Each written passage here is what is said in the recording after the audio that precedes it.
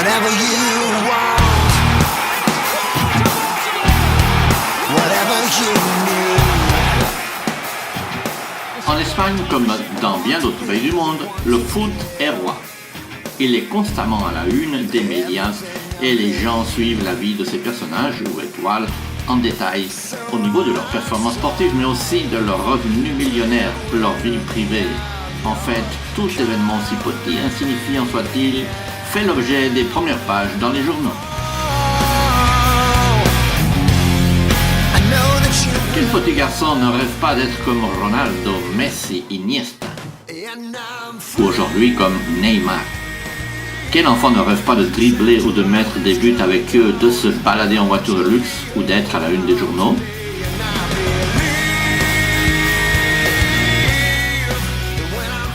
Probablement que c'était aussi le cas des frères Miguel Ángel et Juan Carlos Valerón, qui dès leur jeune âge ont démontré des capacités extraordinaires pour ce sport.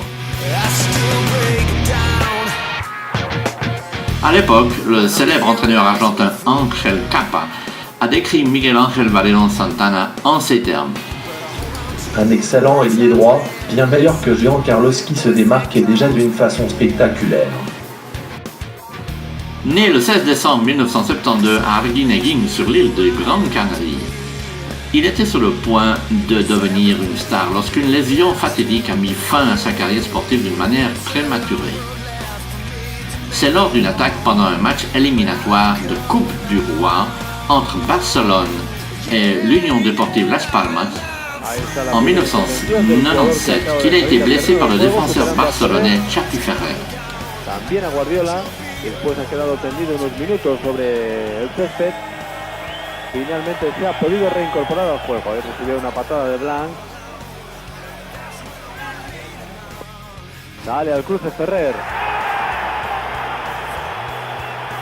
Hay falta de Ferrer y tarjeta amarilla.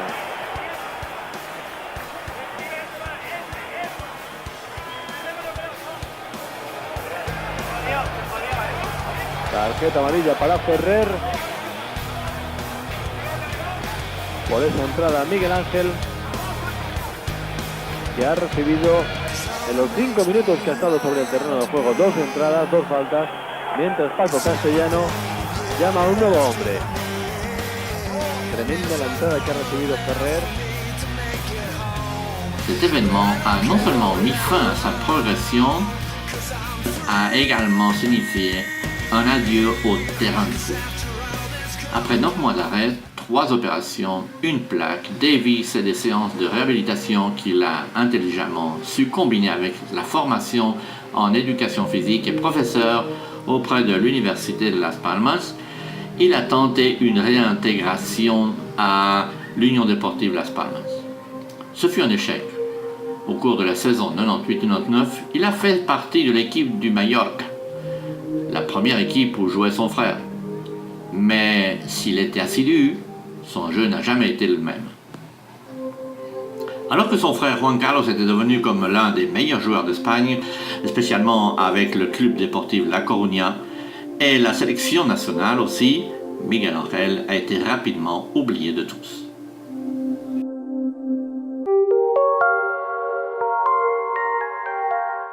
Il parle en ces termes. Ma blessure était semblable à celle de Juninho mais en plus grave. Si on ne lui a pas accordé la même importance, c'est parce que nous étions les plus faibles. L'affaire a été étouffée parce qu'il ne voulait pas faire de la mauvaise publicité pour le Barça et parce qu'il s'agissait de Ferrer. Le petit est toujours le perdant. J'ai mis la jambe naïvement. Ce sont des événements fâcheux parce que dans ce sport il y a des attaques qui peuvent faire très mal. Se lancer les 2 pieds en avant, ça peut être très dangereux. Et pourtant quelque chose de plus important va marquer la vie de Miguel Ángel et changer sa tristesse en joie. Quelque chose qui l'a poussé à enseigner aux enfants marginaux des îles Canaries. Un sport beaucoup moins agressif, le golf. Mais quelque chose qui le pousse aussi à déclarer très clairement aujourd'hui. Cette lésion m'a sauvé la vie. Pourquoi donc? Aujourd'hui, nous avons le privilège de l'avoir parmi nous. Probablement qu'il va nous donner une réponse à cette question.